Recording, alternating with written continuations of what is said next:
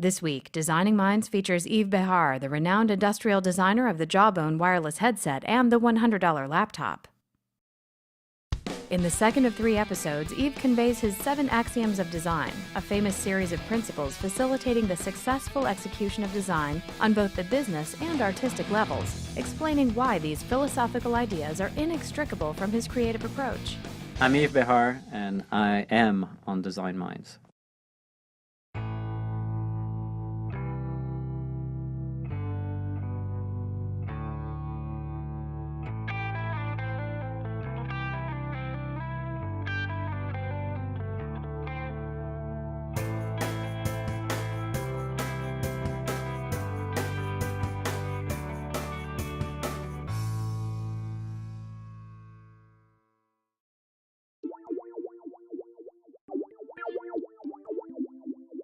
The way design was treated or approached, and still the way most design happens, is that designers are really seen as stylists, as people who just make it pretty at the end, or they'll just fix it. They'll fix a little problem for you.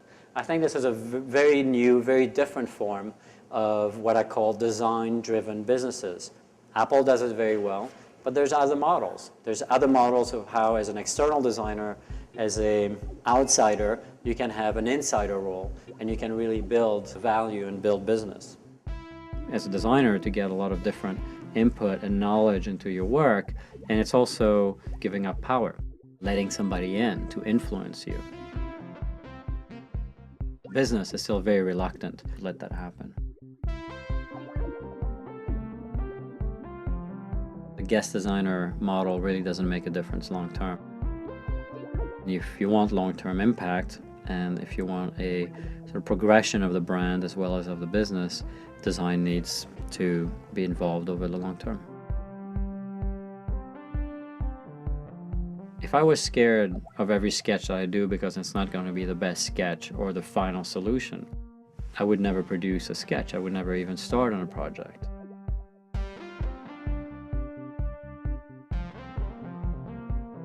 But after 100 or 200 sketches on a project, which maybe 199 of them are a failure, but you can also look at 199 of them as the progression. The industrial world and the business world is full of stories of this iterative process. People that think that people know what they want. In fact, they do know it, but not in ways that they always tell you about it. It's so abstract and so far-fetched that it seems completely unachievable, unrealistic. When you present something that actually achieves some of that pent-up demand, when you've observed sort of the idiosyncrasies of our behavior and you come up with sort of a new solution as a designer, you actually get people to really sort of embrace it.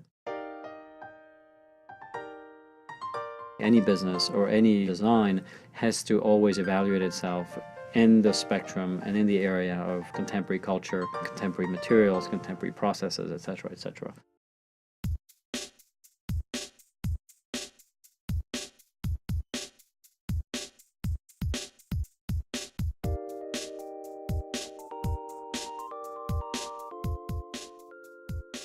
It's not a very predictable process, but once it's sort of fully digested, fully understood within a company, fully committed to within a company, it actually becomes repeatable.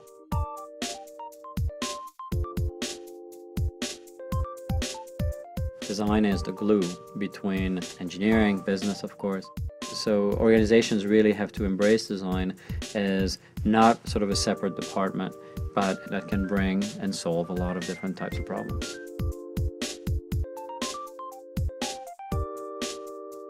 How you approach people on a first impression level and on a deeper level.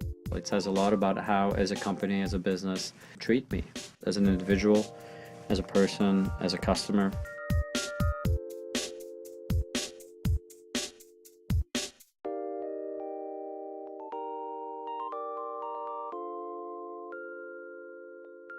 When we are able to really put design at the center of the discussion, the business plan as much as the development part and design part, the results can be quite striking.